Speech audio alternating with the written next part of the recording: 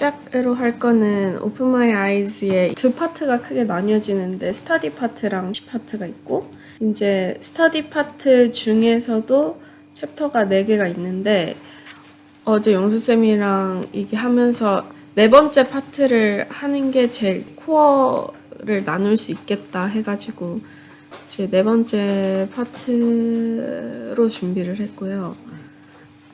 그거는 The Elements of Basic Bible Study 해가지고 이 3가지 엘리멘트로 나뉘어요. 여기에다가 개요를 적지는 않았는데 어쨌든 Observe이 번째고 그 다음에 Organization이 2번째고 3번째가 Application. 그러니까 먼저 관찰을 하고 그 다음에 정리를 하고 적용까지 나아가는 그렇게 3개로 크게 나뉘어진다고 볼 수 있습니다. 그래서 첫 번째 다음 페이지로 넘어가서 Observation이 또 5가지 스텝으로 나뉘어지는데 그 가장 중요한 게 Intended meaning of the passage. 그러니까 의도하신 의미를 관찰하자라는 거죠. 우리의 어떤 생각이나 이런 거를 먼저 넣지 말고 하나님께서 의도하신 그 의미를 관찰하자. 그래서 이 관찰을 도와주는 4가지 퀘스천을 있고요. Who was the writer? 그러니까 그 책을 쓰신 분이 누구시냐?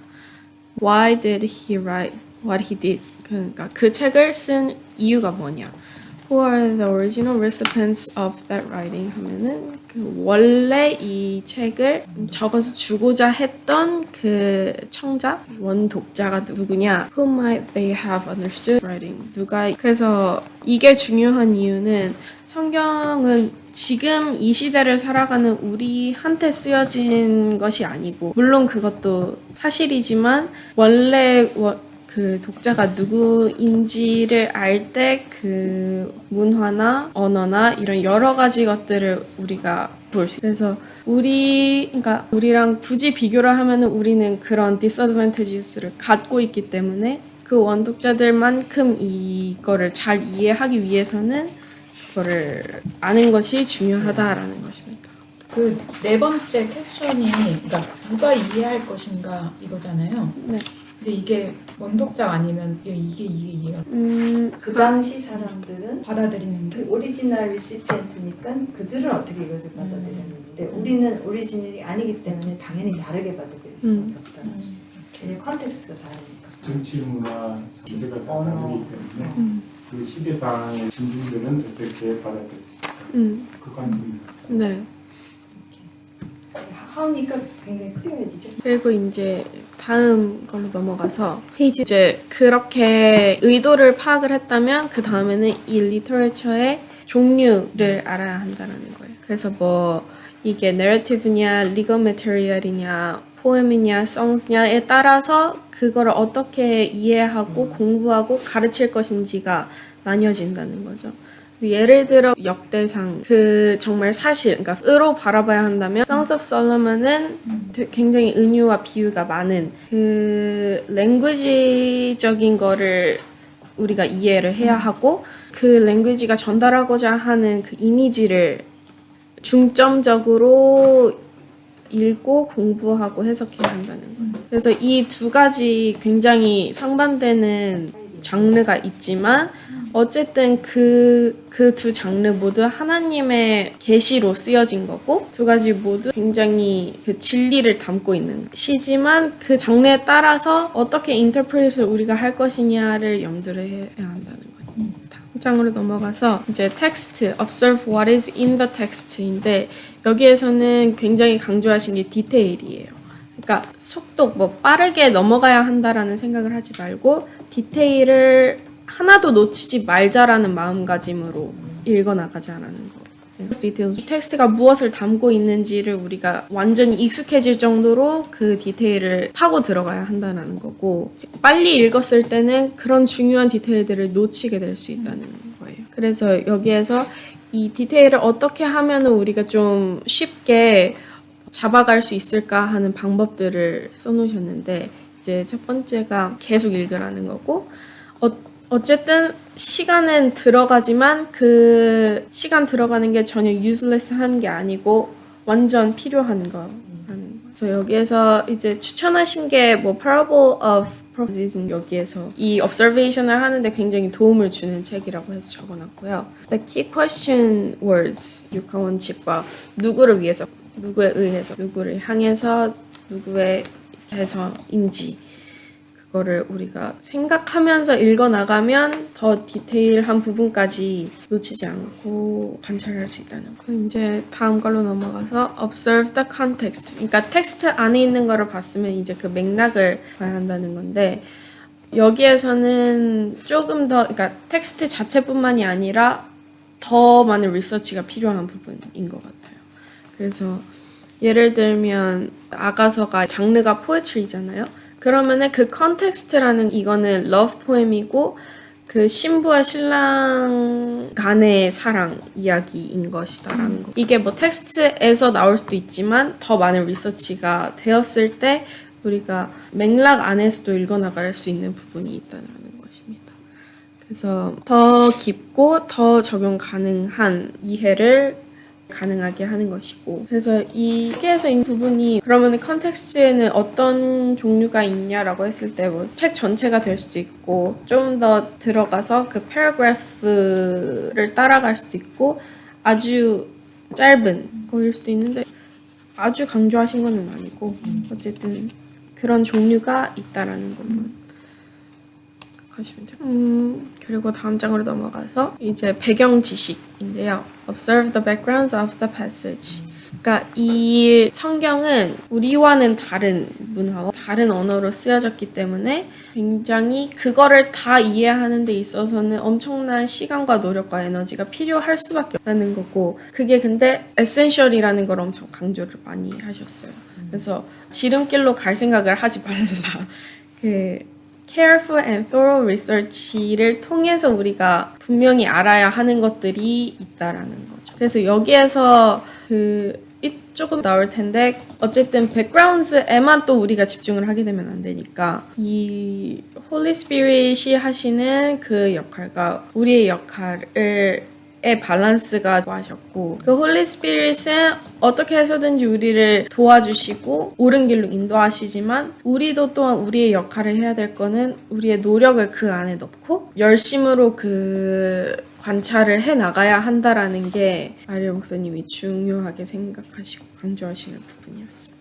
그래서 이제 그 backgrounds에는 무엇이 있냐 했을 때 다음 페이지에 나오는 게 historical background, geographical background, cultural background, religious background, linguistic background 이렇게 해가지고 이제 여기에다가 적어놓은 거는 그래서 그 historical background를 조금 더 리서치를 하기 위해서는 어떤 것들을 중점적으로 틀을 가지고 가면은 좋겠는지라고 했을 때 그 역사적인 배경을 알면 좋고 그때 일어났던 사건들 근데 성경에는 나오지 않은 그런 사건들 그 다음에 어떤 인물이 나왔다면은 그 사람의 political status는 무엇이었는지 그 네이션의 특성은 무엇이었는지 그 다음에 그 시간대는 어떤 역사적인 시간대였는지가 그거를 틀로 잡고 historical background를 리서치를 하면은 좋다고 하셨고 이제 geographical background에서는 그 위치와 어떤 이름을 가지고 우리가 또 알 수 있는 것들이 있다고 하셨고 cultural background에서는 바로 그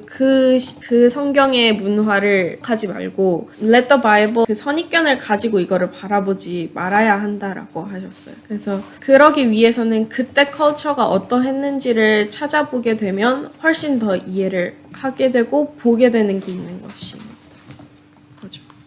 이제 그 다음에서는 religious background 해가지고 이런 것들을 같이 알고 있으면 하나님이 뭐 예를 들어 왜 하지 말라고 하셨는지 이런 거에 대해서 더 우리가 이해를 할 수 있게 되는 거니까. 그리고 linguistic background는 이제 the best way는 original languages를 아는 것인 거죠. 뭐 이게 쉽든 아니든 어쨌든 the best way는 그 원문으로 보는 거고 이제 원문으로 보게 됐을 때 우리의 해석에는 분명히 변화가 생길 수밖에 없다라는 게 사실인 거고. 이제 백그라운드 부분이었고요. 뭐 여기에서 나와 있었던 부분이 에베소서 1장 부분으로 우리가 어떻게 하면은 더 observation을 잘할 수 있는지를 좀 더 디테일한 질문을 주셨어서 적어놨고, 이거는 뭐 나중에 참고하시면 될 것 같아요. 그래서 이 observation을 할 때 중요하게 우리가 가지고 상기하면서 주의해야 될 게 무엇이냐 두 가지가 있는데, 일단 기록하는 것과 이게 끝이 있다, 어떤 뭐 목적을 달성한다라는 생각을 하지 않고 그냥 끝이 없는 프로세스라고 생각을 하라는 것이었어요. 그래서 우리가 observation을 할 때 모든 기록을 남기는 게 가장 좋고, 툴은 상관이 없다고 하셨고, 뭐 적는 거든 기입을 하는 거든 아니면은 녹화나 녹음을 하는 것까지 그 기록 남겨놓는 게 굉장히 중요하다고 하셨고, 그래서 오늘도 하고 있는 거. 그리고 이제 다들 아시겠지만 어떤 텍스트를 바라볼 때 그 텍스트가 우리한테 주는 영감, 계시, 그러니까 하나님의 지혜는 끝이 없고 우리가 아무리 봐도 그 다음에 또 볼 때 하나님께서는 그 속에 더 발견할 수 있는 새로운 것들을 남겨놓으셨기 때문에 never ending이라는 거를 기억하라고 하셨습니다. 이제 다음으로 넘어가서 정리 파트인데요. 이것도 크게는 두 가지로 나뉘어져요. 그러니까 우리가 찾은 부분과 그 성경 패시지가 말씀하는 부분지어서 하라는 거고, our findings를 organize 여기에서도 이게 기록하라는 거였고요. 그 다음에 여기에서 책에서는 예시로 든 거여서 적어놓진 않았지만 어쨌든 그 인덱스 카드를 굉장히 그러니까 지금 아리엘 선생님이 사용하시는 방법은 그 인덱스 카드로 하는 거고, 뭐 우리가 수집한 모든 자료들을 카테고라이즈해서 이제 해놓으면 그러니까 어떤 인포메이션을 수집을 했는지 좀 더 쉽게 알 수 있다는 거였습니다. 이번에 시대에는 인덱스 카드가 뭔지도 모르고 근데 어떤 앱 같은 거를 사용하고 있는 그런 노션 제가 그때 보여드렸던 특히 노션했어요? 그런 게 잘 돼 있어. 앱이 정리하는 그 노트 앱인데 되게 잘 돼 있어요. 공유하기도 네, 이게 뭐 제일 링크만 주면 다 볼 수 있어요. 거의 대학교에서도 모르는 사람이 없을 정도로. 에 대해서는 구글 닥스 제일 많이 쓴 것 같아요. 구글 닥스? 네, 그게 공유하기가 쉽고 뭐 바로 워드로 뽑아내고 PDF로 뽑아내고 하니까 노션보다도 더 많이 써요. 그렇게 캐러고라이즈가 다 되는 거야? 뭐 꺼서 정리할 파일로 이제 되고 해서 근데 노션은 확실히 캐러그라이즈가 엄청 편하게 네. 되어 있어요. 뭐 데이터베이스 뭐 이렇게 딱 맞아요. 해가지고 거기에다가 이제 레이블만 붙이면 그 레이블만 따로 또 볼 수가 있고 특성을 여러 가지를 기입을 해놓을 수 있는 거죠. 좋은 앱을 또 소개해 주셔서 고맙습니다. Organize our findings 부분에 대해서 소개하신 방법은 그 인덱스 카드 방법이었고, 이제 그러면은 그 다음에는 이 패시지가 말하는 거 어떻게 정리할 것인가라고 했을 때 두 가지, 뭐 이거는 우리가 성경을 볼 때뿐만이 아니라 그냥 모든 아티클이나 리터레처를 대할 때 메인 포인트와 타이틀이 중요하잖아요. 그래서 이 메인 포인트를 어떻게 잡아가냐라고 했을 때는 우리가 더 많이 읽고 더 많이 조사했을 그 패시지가 말하고자 하는 메인 포인트를 분별할 수 있는 눈은 어떻게 해서든지 키워진다라는 거였어요. 그리고 이 메인 포인트를 처음에 잡았다고 해서 나중에 이게 바뀐다, 그러니까 절대적이지 않다. 그러니까 처음에 우리가 봤던 게 끝까지 가는 게 아니라 중간에 성령님이 인도하심으로 그거를 바꿔야 하는 순간이 오면 충분히 바꿀 수 있는 부분이라는 거고, crisp statement로 하는 게 좋다고. 그리고 또 타이틀은 어찌됐건 간에 그 안에 있는 내용에서부터 나와야 하는 것이고, 우리의 뭔가 생각도 중요하지만 그 생각은 작가의 의도를 반영해야 한다는 거였어요. 우리의 어떤 의견이나 이런 것들이 들어가서는 안 되고 그 작가의 의도를 가장 잘 리플렉트 하는 타이틀이 뭘지를 고민하면서 간다라는 거였고, 뭐 여기에서도 short and brief를 담은 걸 그 메인 포인트와 타이틀로 가면은 이 패시지를 정리하기가 쉬운 거죠. 이제 그 다음에 갔을 때는 조금 더 디테일로 가는데 Note the flow of thought 해가지고 이 작가가 어떻게 자신의 메인 포인트를 디벨롭 시켰는지, 그러니까 계속 같이 가는 부분인데 이거를 염두해 가면서 그러니까 메인 포인트를 잡아가기 위해서 과정이기도 해요. 그래서 the author's main point가 뭔지를 본다고 하면은 이 성경은 어쨌든 하나님의 의도하심과 하나님의 주관 하에 적혀진 거기 때문에 말씀하시고자 하는 부분이 뭔지 그 다음에 선택하셔서 그 글을 쓴 작가에게 하시고자 하셨던 그러니까 그 작가를 통해서 우리에게 하시고자 하셨던 말씀이 무엇인지가 들어가 있는 거고 그 흐름도 하나님의 흐름이 들어가 있는 것이기 때문에 뭐 없는 하나님의 의도를 끌어내서 우리가 하는 게 아니라 어쨌든 그 바이블은 하나님의 의도하심이 들어가 있으니까 우리가 그거를 찾아 나가자 하는 그래서 이 메인 포인트를 잡아가는 또 중요한 툴이 동사 중심으로 보는 거예요. 그래서 그 동사의 시제를 통해서 우리가 알 수 있는 부분이 있고 분사 그러니까 participle을 통해서 우리가 또 찾아갈 수 있는 부분이 있고 그 동사의 어떤 이미지를 떠올리면서 찾아갈 수 있는 작가의 메인 포인트를 따라가 보자. 그 생각을 따라가 보자 하는 거였어요. 그래서 이것도 어떤 단계가 있는데 많이 읽으라는 거고 그래서 그렇게 계속 읽게 되면은 그 패시지 자체가 우리의 생각 속에 이렇게 흐르게 되고 우리가 노력해서 이거를 막 막 암기해야 된다가 아니라 그렇게 계속 읽다 보면 이게 저절로 머리를 통해 흘러가면서 우리가 기억을 하게 되는 거고 그렇게 됐을 때 우리의 our mind's eyes가 보게 되는 게 있다라는 그래서 그렇게 됐을 때 이제 그 패시지와 우리는 친밀해질 수 있는 것이고 그렇게 친밀해지게 되면 그 속에 있는 숨겨진 어떤 스트럭처가 우리한테 분명하게 보이게 되는 거. 노티스 verbs에 대해서 조금만 여기에서 왜 verb가 되는 거예요? 버브가 포함하고 있는 거는 이게 시점의 시제, 과거, 현재, 미래를 나타낼 수 있고 이게 진행인지 아니면 끝났는지에 대한 수 있고 이것에 대한 대상이 누구인지 주가 누구이고 목적가 누구인지가 다 나와 있죠. 거기 다 붙어 있으니까 그런 함축적인 그게 동사가 가장 그게 맞아요. 핵심이야. 그리고 이제 verbal images라고 했을 때 이게 조금 추상적일 수 있는 부분인데 여기에서 말씀하시는 거는 이제 그 동사를 통해서 어떤 이미지를 그려낼 때는 이게 어디에서 일어나고 있는 일인지까지 우리가 볼 수 있다는 거예요. 그래서 여기에서 말씀하신 게 뭐 이게 포레스트에서 일어나는 건지 바이니어드에서 일어나는 건지 필드에서 일어나는 건지 그거를 verbal images를 잘 따라가다 보면 그거를 상상할 수 있게 된다는 거. 그러려면 진짜 이 동사가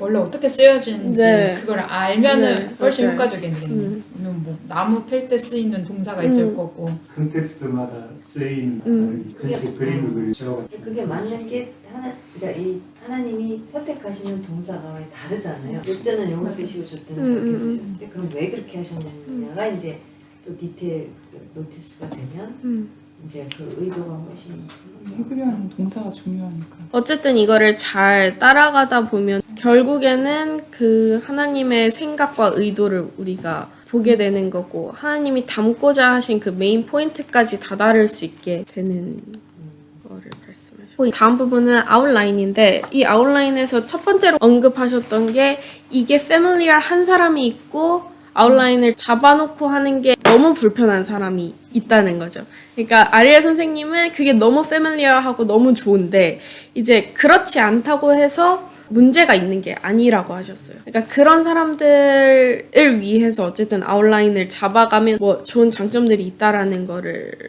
적어 놓으신 거고 그래서 여기 아래에 보면 everyone learns and thinks differently 그러니까 이거를 활용하지 못하더라도 괜찮다. 너무 아리엘 선생님께서는 좋게 사용하시고 있는 방법이기 때문에 우리한테 말씀을 해주셨어요.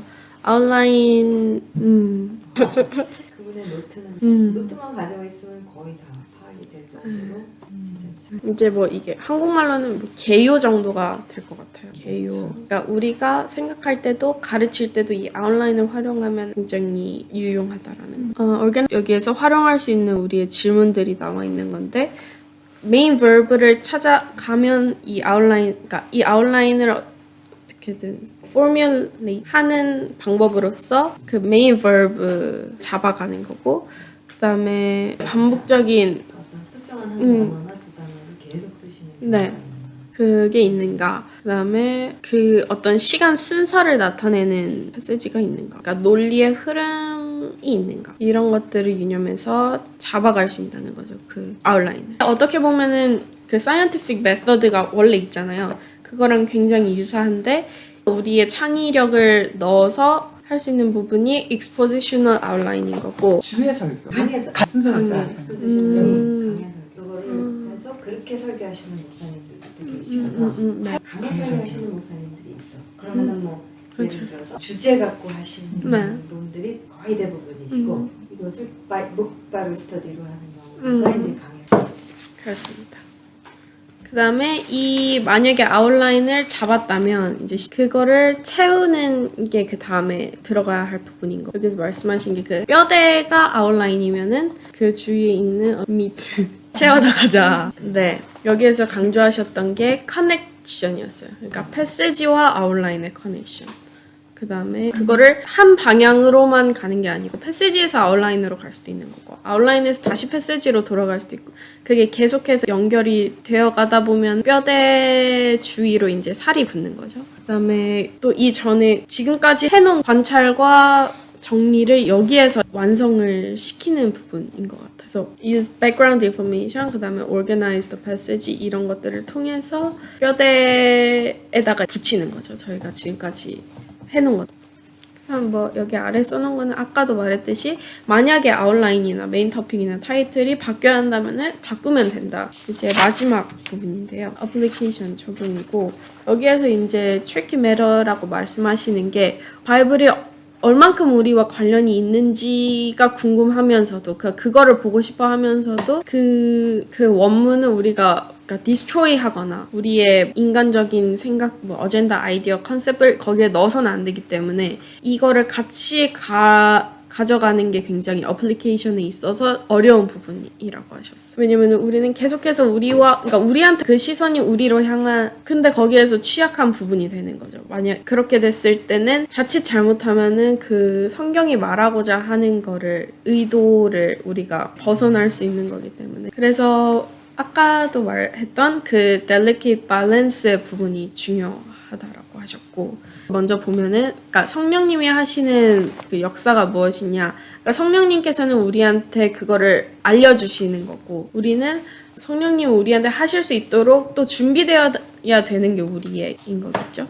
그 적용에 있어서는 어쨌든 생명을 가지고 있는 성경이기 때문에 그 생명의 말을 우리가 살아야 하는 것도 중요한 파트인 거. 그래서 이 어플리케이션을 해나갈 때 중점적으로 생각해야 되는 질문들이 있는 거고, What is the Bible saying? 그 다음에 What does it mean by what it says? 그 다음이 What does it mean to us or me? 여기에서 이 순서가 있다는 거예요. 그러니까 우리한테 이게 어떤 미닝이냐는 가장 마지막인 거고, 가장 첫 번째로 중점적으로 봐야 할 부분이 그 성경이 말하고 있는 게 뭐냐 봐야 한다. 그러니까 그게 더 중요하다라고 하셨어요. 그거를 바로 알면 이제 적용도 제대로 할 수 네. 있는데 그것을 바로 알지 못한 상태에서 대충 보고 이거는 이거야 해서 나한테 적용이 엉뚱한. 네. 그러니까 그 적용이 아주 필수적인 것은 아니다라고 하셨어요. 그러니까 성경은 우리한테 말하고 싶은 게 있을 때도 있지만, 그러니까 우리를 위해서 쓰여진 부분이 있고, 그냥 하나님이 어떤 부분인지를 계시하는 그 부분도 있기 때문에,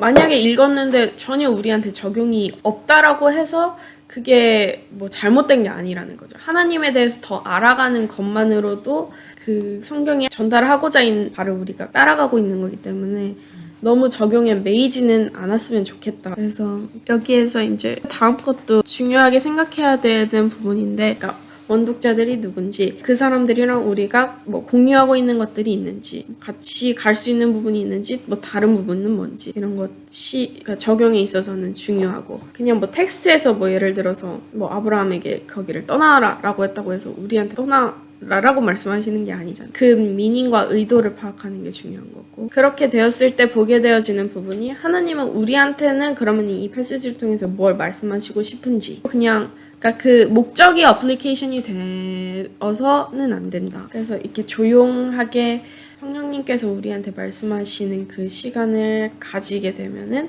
성령님께서 보여주시는 것들이 있다는 거고, 그 잠잠함 가운데 하나님께서 계시하시는 부분이 있다는. 만약에 이제 5번째 부분 이게 그룹 스터디라면은 통해서도 서로 적용되어질 수 있는 부분들이 풍성하게 나올 수 있다. 그래서 이게 마지막인데요. Sometimes no applications is necessary. 아까도 말했던 것처럼 없을 수도 있다. 어플리케이션이 가장 마지막에 우리가 하는 부분이기 때문에 이거가 목적이 된다고 생각할 수도 있지만 이게 없을 수 있다. 왜냐하면 그냥 하나님을 아는 것 자체로도 너무 중요한 일이고 그 성령님께서 만약에 적용이 필요하시면은 성령님께서 하실 거라는 거예요. 우리가 강조하거나 뭔가 이렇게 막 푸시하거나 하지 않아요. 그 성경은 우리에 대한 것이 아니라 하나님에 대한 거고 마지막으로 한 게 그냥 그분에 대해서 알아가는 것만으로도 아주 충분하다고 하는 것이었습니다. 와.